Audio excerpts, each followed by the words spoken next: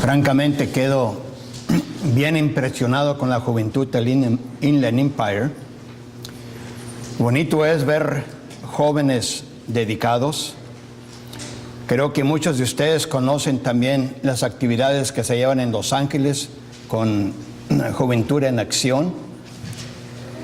Es más, los hermanos de habla inglesa también tienen una actividad que se llama Youth in Action, que es muy semejante. Y el propósito principal es para preparar a nuestros jóvenes que se entreguen al Señor, que tengan una mente evangelística, que siempre anden en las cosas de Dios. Así es que deseo que tengan mucho éxito con vuestros jóvenes acá en el Inland Empire, porque francamente, hermanos, necesitamos gente dedicada. Francamente necesitamos jóvenes que se vayan preparando. No sé qué vaya a pasar cuando ya los viejitos ya nos vayamos. ¿Verdad, hermano Manuel? Y quizá diga usted, hable por sí mismo, ¿verdad? Sí, necesitamos gente preparada, nuestros jóvenes que estén bien dotados para con la palabra, porque necesitamos tener una mente evangelística, hermanos. Una mente evangelística de tratar de alcanzar el mundo. ¿Y saben qué? Voy a tomar la oportunidad para decir que somos vecinos de un gran país mexicano, donde hay mucha juventud, mucha gente joven, y el país de México, francamente, está por el piso en las cosas espirituales. Tenemos que hablar recto, tenemos que hablar correctamente lo que es la verdad.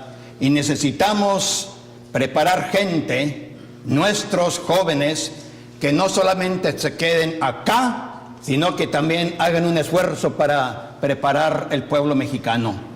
Yo no soy mexicano, como siempre os he dicho, pero amo a México y a El Salvador también, porque por muchos años trabajé con el pueblo salvadoreño, hermano, con su papá. Con mucho años atrás, allá en los 80s, llegaba el pueblo salvadoreño a Alhambra, California, porque era reconocido la congregación en Alhambra, que abría puertas a los hermanos que venían cuando estaba la guerrilla. Y llegó mucho salvadoreño a El Salvador, allí se les inculcaba el evangelio, se les enseñaba el evangelio, y yo estimulaba a los hermanos a los casados, que regresaran a su país, y pronto se iban y oíamos y recibíamos cartas y nos llamaban: mi esposa ya obedeció al evangelio, mi familia, mis hijos están en Cristo Jesús. Y hasta ahora, hoy día, todavía hay hermanos que por lo que se les enseñó siguen fieles en las cosas del Señor. Así es que gracias, hermanos organizadores, aquellos que laboran en el Inland Empire, por poner un esfuerzo en educar a nuestros jóvenes. Es necesario. Abran sus Biblias nuevamente al capítulo 1 de Pedro y vamos a leer nuevamente ese versículo, el texto que me han asignado para desprenderme en el estudio de esta tarde, porque ya es tarde, creo que ya es tarde, ¿verdad? Sí. Primero de Pedro, capítulo 1, el versículo 9, para aquellos que no estuvieron aquí por la mañana, creo que algunos llegaron ya después. Ese versículo dice: mas vosotros sois linaje escogido, real sacerdocio, nación santa, pueblo adquirido por Dios, para que anunciéis las virtudes de aquel que os llamó de las tinieblas a su luz admirable. Este versículo o este estudio, hermanos, lo han titulado los hermanos: el propósito de ser llamado el pueblo de Dios. Y el texto que acabamos de leer, por supuestamente que nos dice algo del propósito, donde dice: para que anunciéis las virtudes de aquel que os llamó de las tinieblas a su luz admirable. Y creo que todos estamos conscientes que deberíamos tener una mente evangelística, ¿verdad? De compartir el evangelio. Estoy convencido que tenemos familias, tenemos parientes, aquellos que son hermanos, aquellos que son cuñados, quizás aún padres, quizás aún hijos que no están en Cristo Jesús. Y ahí está la oportunidad, hermanos, de nosotros compartir el evangelio con nuestros seres queridos, principalmente. Ahí es donde se empieza. Aquellos que somos padres, aquellos que tienen jóvenes, tienen esa responsabilidad de inculcar a nuestros juventud la palabra del Señor, que nunca se aparten, que nunca se alejen, que siempre sean constantes, que siempre haya constancia en las cosas de Dios.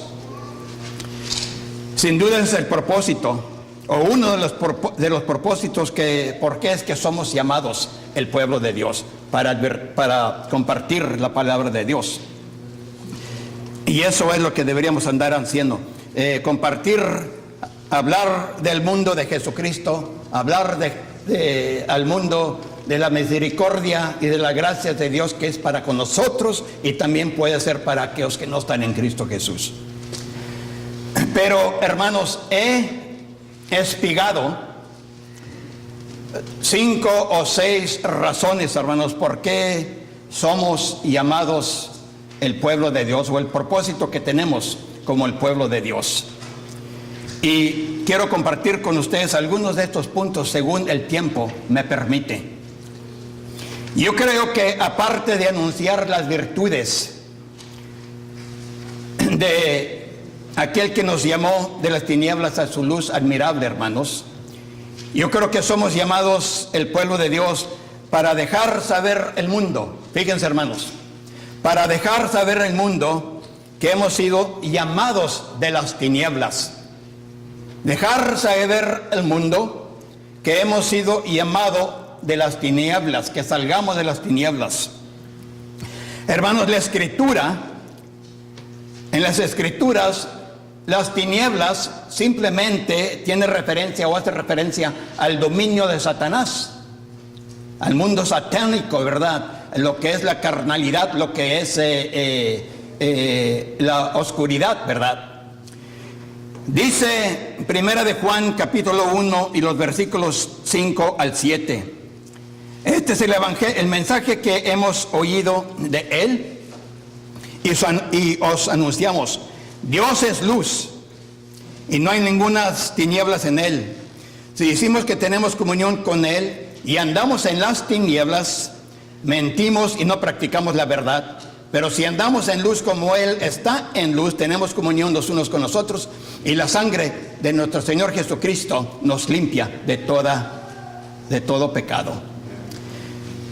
O sea, hermanos, sí hay tinieblas. Tenemos que aclarar eso. Sí hay tinieblas. Las tinieblas se refiere al dominio de Satanás. Y muchos nosotros, hermanos, hemos salido de las tinieblas a la luz admirable de nuestro Señor Jesucristo. Y gracias a Dios por ello, que hemos salido de las tinieblas. Pero necesitamos aclarar y necesitamos entender que sí hay tinieblas, hermanos. El apóstol Pablo, hermanos, describe esa transición que hemos hecho cuando salimos de esas tinieblas. Salimos de las tinieblas para entrar al dominio de Dios. Salimos del dominio de Satanás para entrar al dominio de Dios. Cuando dijo, el cual nos ha librado de la potestad de las tinieblas y trasladado al reino de su Hijo amado. Gloria a Dios por ello, hermanos, que hemos salido de las tinieblas. Aquellos que hemos salido. El apóstol Pablo también dijo palabras semejantes cuando dijo en el texto que estamos aquí viendo hoy esta mañana o esta tarde, porque ya es tarde.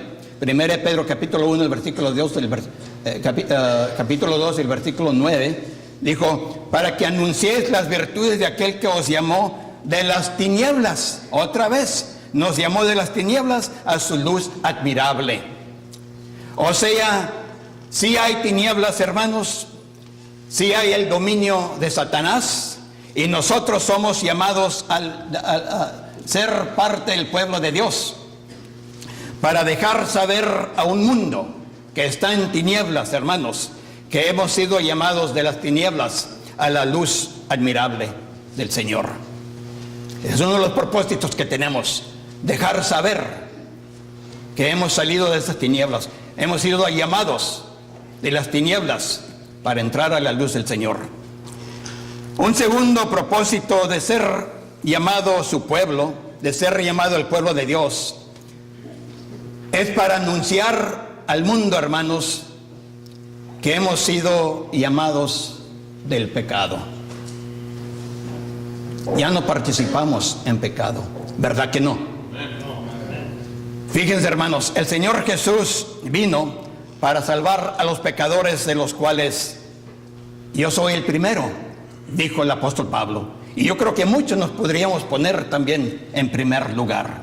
Yo personalmente, como os dije anoche, cuando predico, me predico primeramente a sí mismo, siempre, nunca con nadie en mente, siempre primeramente la aplicación me aplica primeramente a mí, a su siervo. Y estas palabras del apóstol Pablo, cuando dijo para salvar a los pecadores, de los cuales yo soy primero, eso significa que el Señor vino a salvar a todos, vino a salvarme a mí, vino a salvar a usted también, a todo el mundo, por cuando todos pecaron y están destituidos de la gloria de Dios.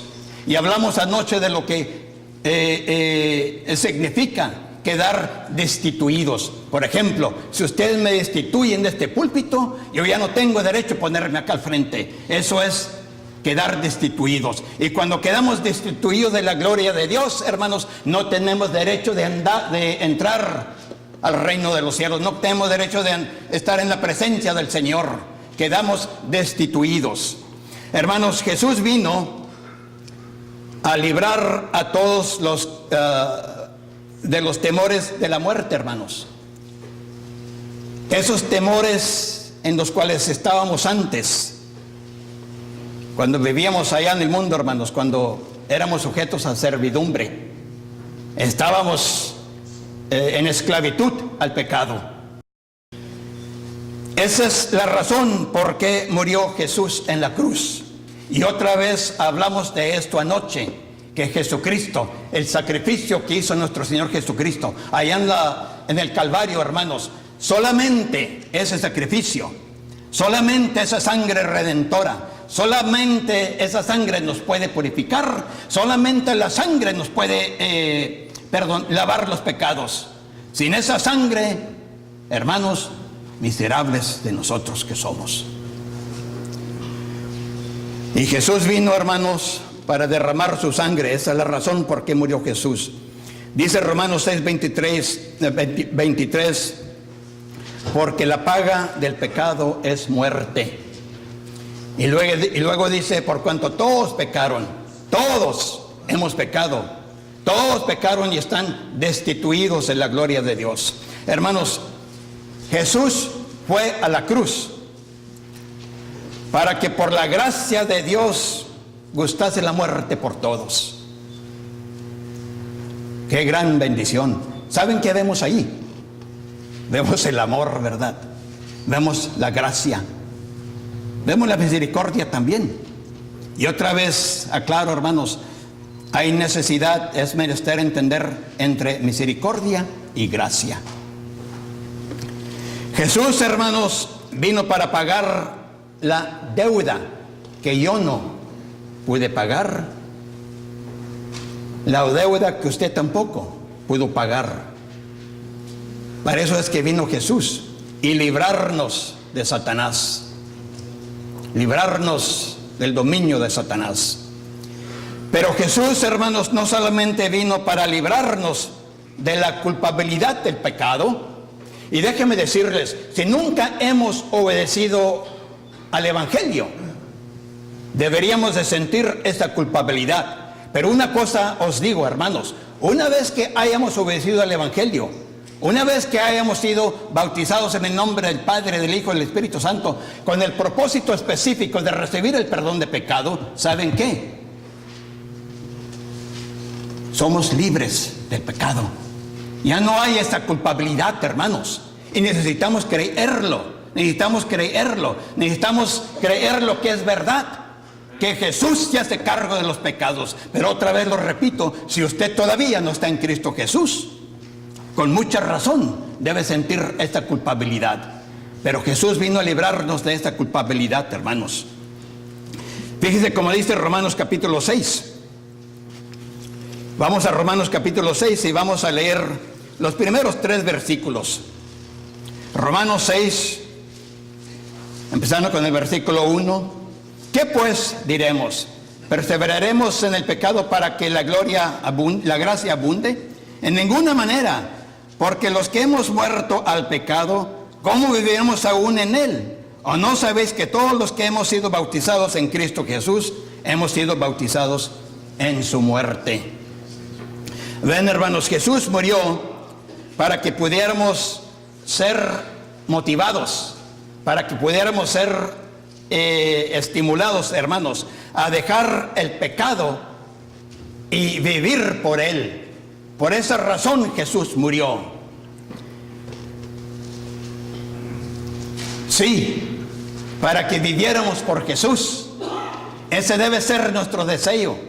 Eso debe ser lo que tenemos en el corazón, que queremos hacer, vivir para Cristo Jesús.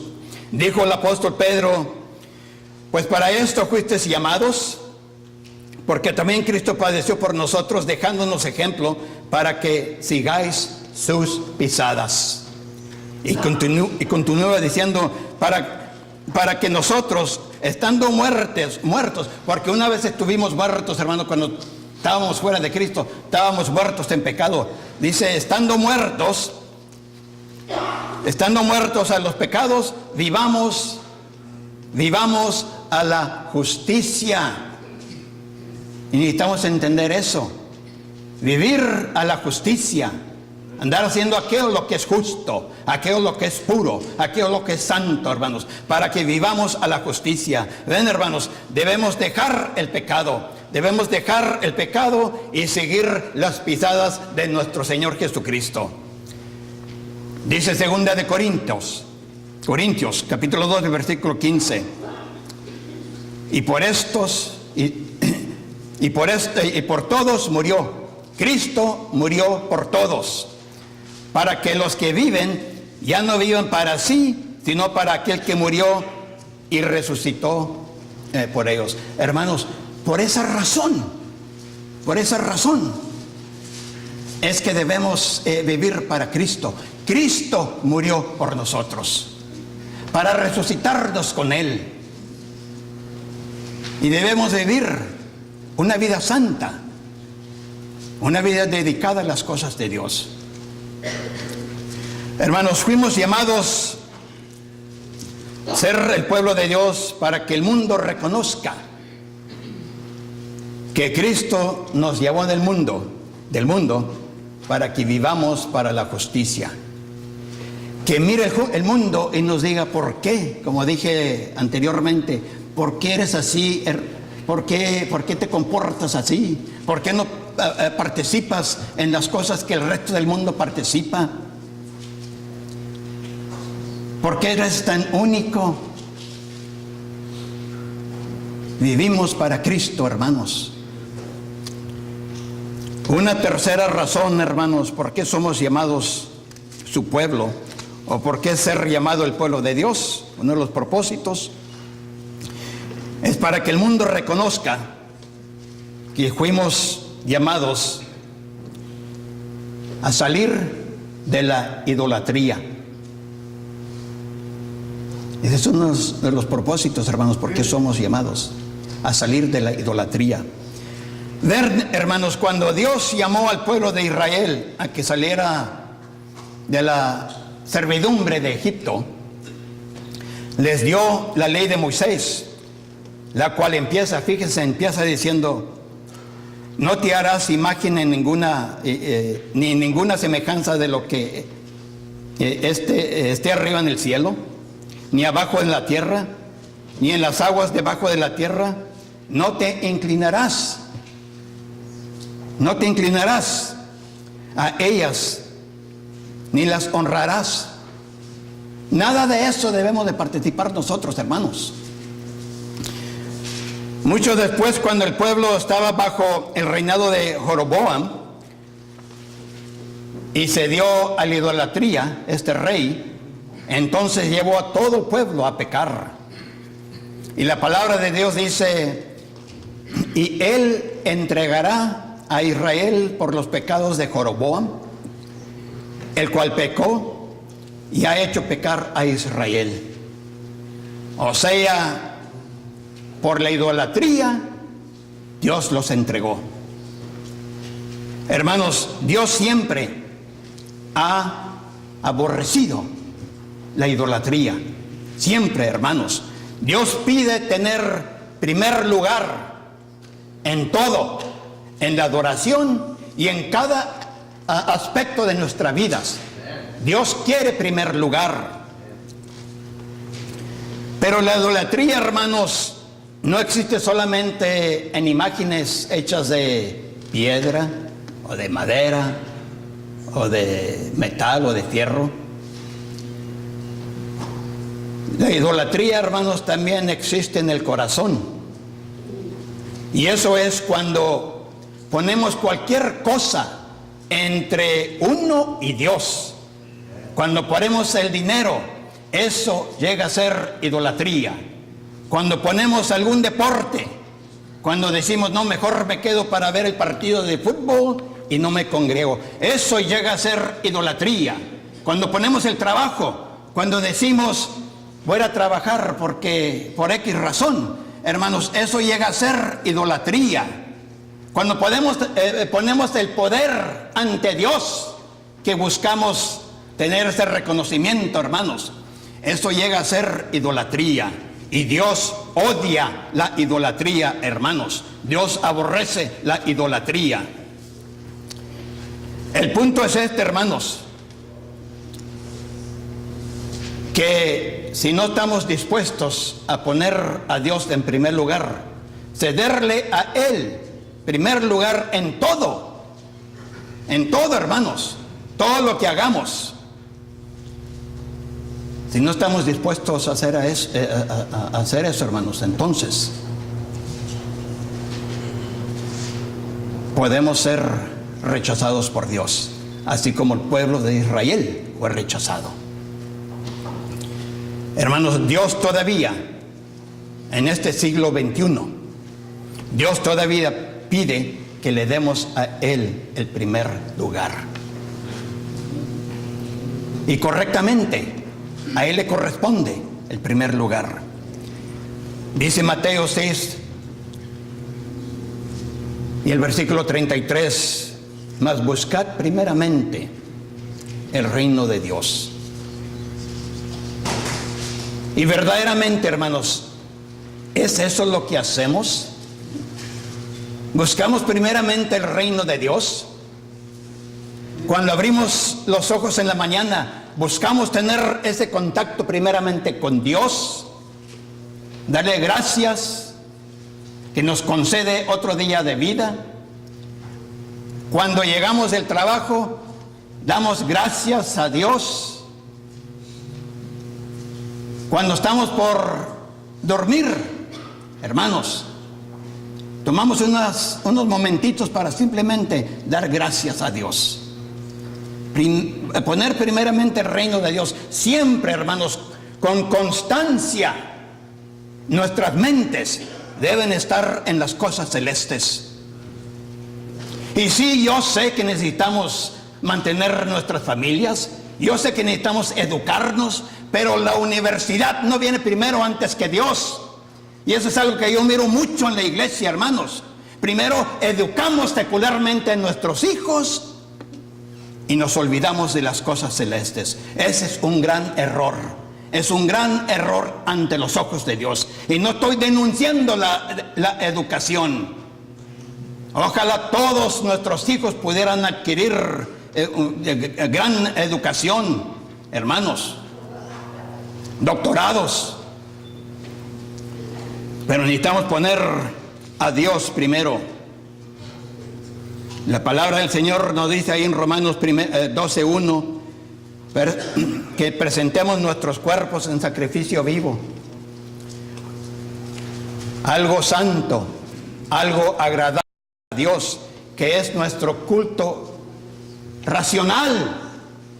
Todo lo que hagamos, hermanos, debe ser para la gloria y la honra a Dios. Todo lo que hagamos, siempre en mente, lo hacemos por Dios, lo hacemos para Dios. Todo, hermanos. Hermanos, somos el pueblo de Dios y Dios nos ha llamado. Dios nos ha sacado de las tinieblas.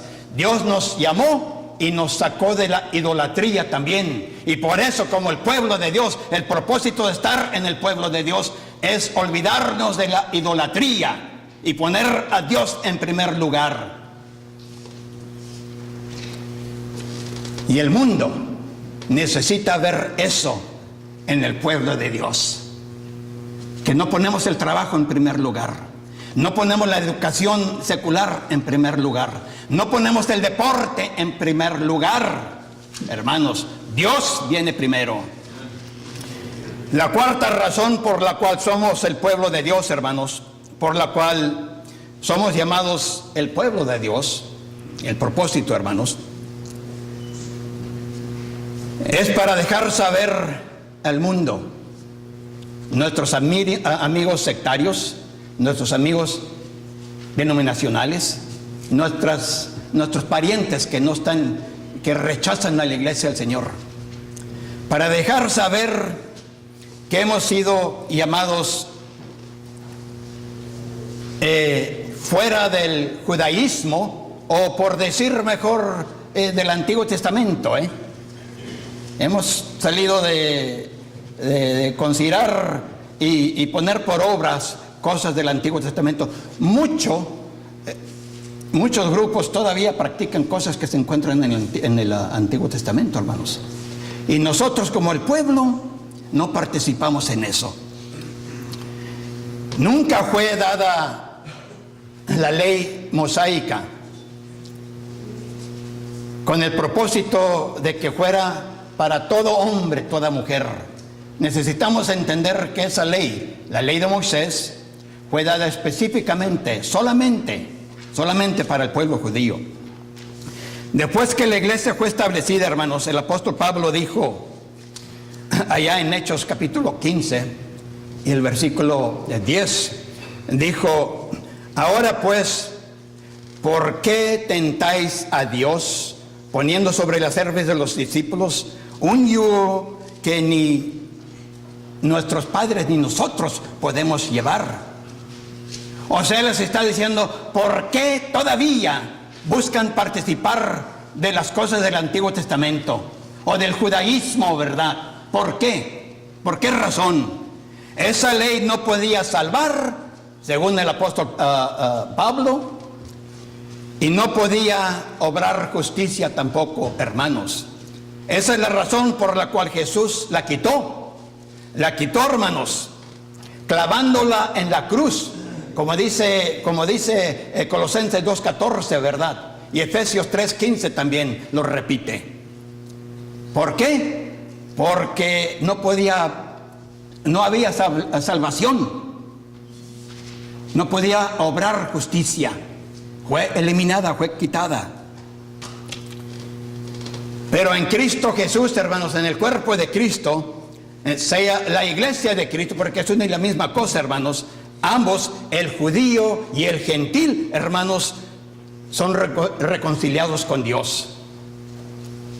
Todo hombre, fíjense, hablando bíblicamente, en este globo terráqueo solamente hay dos hombres. Hay el judío y hay el gentil. Y si usted es judío, usted no es gentil. Y si usted es gentil, usted no es judío. Y esa ley, hermanos, de los dos sacó un hombre. ¿Y saben quién llega a ser ese hombre? Ese hombre llega a ser el cristiano. ese hombre llega a ser aquella persona que está en el reino de Dios. Ese hombre llega a ser aquella persona que está en el cuerpo de Cristo Jesús, porque el Señor Jesús lo añadió ahí después de haber obedecido el Evangelio. Eso es, hermanos. La ley fue quitada, hermanos, por su debilidad e ineficacia, así como dice los versículos 18 y 19 de Hebreos, hermanos. Fíjense, vayan a Hebreos capítulo 15.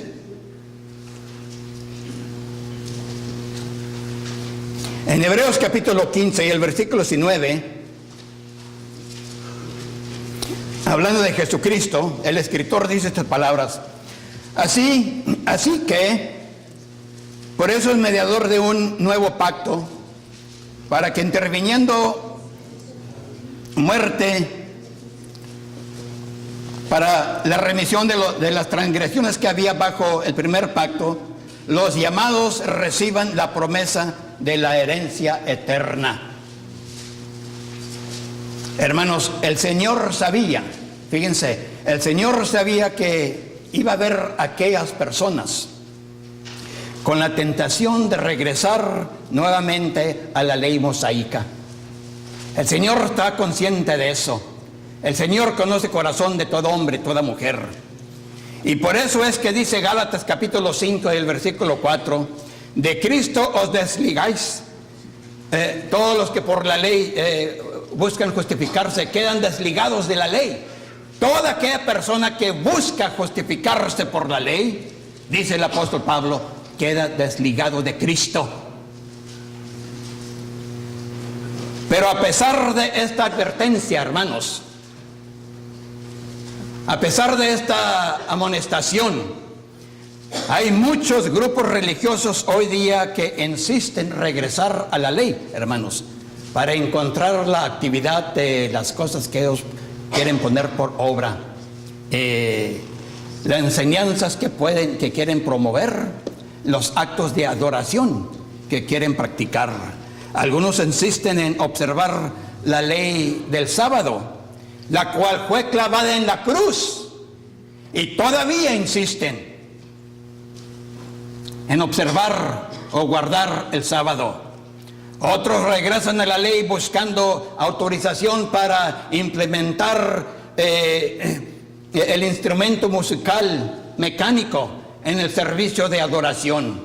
Y ustedes bien saben, cuando hablamos con los denominacionales, la primera cosa en que lo dicen: bueno, pues el Salmo 150, los salmos están repletos de que usaban el instrumento. ¿Qué están haciendo? Están regresando nuevamente al Antiguo Testamento. ¿Y saben qué, hermanos? Nosotros somos el pueblo de Dios para dejar saber que eso ya no existe. Ya no tomamos parte en eso.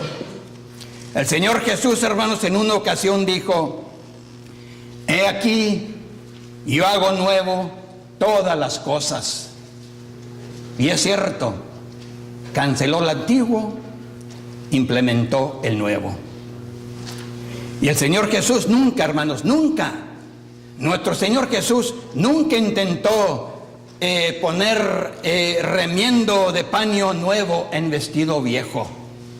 Nunca hizo ese esfuerzo, así como dice Mateo capítulo 9, el versículo 16. Bajo el nuevo pacto, hermanos, el Señor Jesús ha establecido una nueva entidad. ¿Y saben a cuál es esa nueva entidad? La iglesia de Cristo. Déjenme compartir con ustedes un punto más con respecto al propósito de ser llamado el pueblo de Dios. Hermanos, somos llamados el pueblo de Dios porque hemos sido llamados a salir del denominacionalismo. El Señor Jesús vino al mundo buscando a las ovejas perdidas de la casa de Israel. Pero ¿qué encontró, hermanos? Encontró un pueblo dividido en varios grupos sectarios: los fariseos, los saduceos,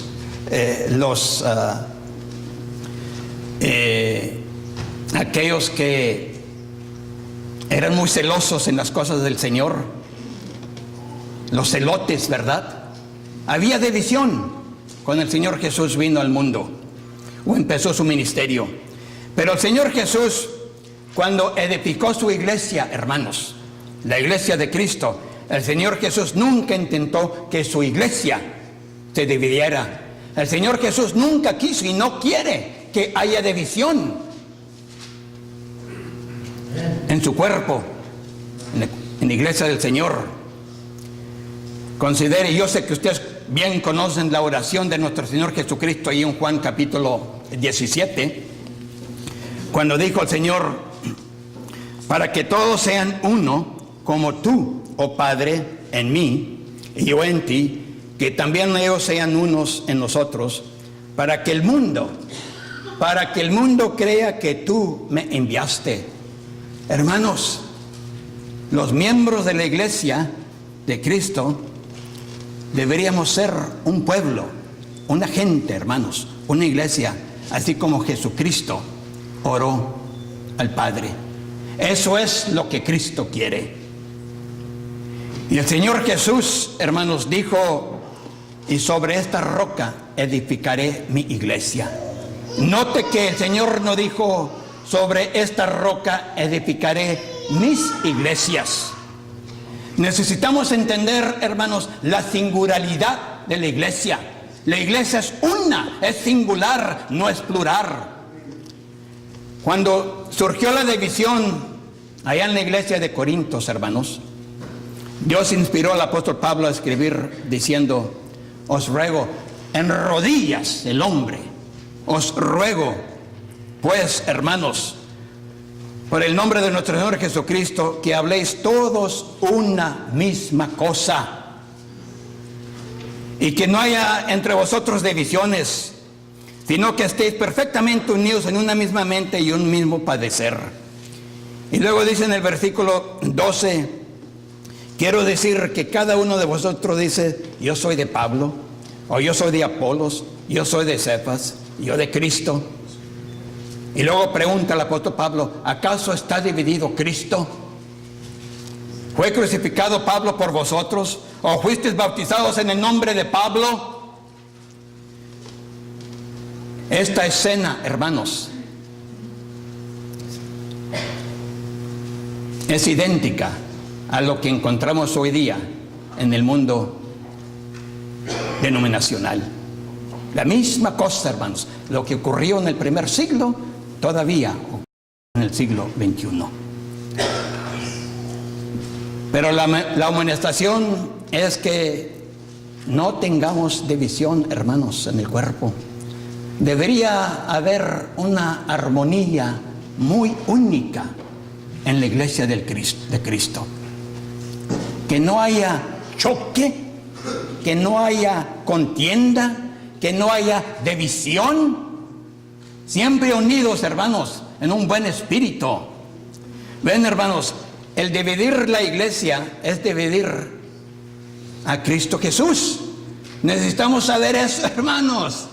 Cuando dividimos la iglesia, ¿qué estamos haciendo? Despedazando a nuestro Señor Jesucristo. Y déjenme decir otras cosas, hermanos. Cuando hablamos mal de la iglesia, cuando hablamos mal y criticamos a la iglesia, ¿saben qué estamos haciendo, hermanos? Hablando mal de Cristo, asolando a Cristo Jesús. Y yo sé que no somos un cuerpo perfecto. Yo sé que tenemos debilidades, tenemos faltas. Y a veces tenemos que traer a luz ciertas cosas.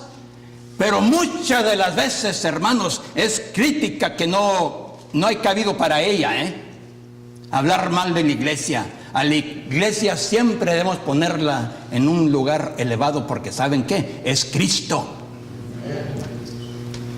La premisa, hermanos, del mundo denominacional es que solo hay un cuerpo, pero que todas las denominaciones son partes del cuerpo. Es algo que Cristo no enseña. Es una premisa errónea, una premisa equivocada del mundo denominacional. Y para aquellos que están en una denominación o que tienen tendencias a acudir a una denominación, hermanos, o a cualquier grupo religioso, el Señor Jesús todavía dice: salid de en medio de entre ellos. Salid, separarnos de ellos, dejar eso, que no haya esas tendencias de visitar los grupos sectarios, los grupos denominacionales, hermanos. Hermanos, el Señor nos llamó que saliéramos del mundo sectario, que saliéramos del mundo denominacional y que buscáramos su cuerpo, que buscáramos su iglesia. Y cuando obedecemos al Evangelio, el Señor nos añade a esa iglesia, a ese cuerpo.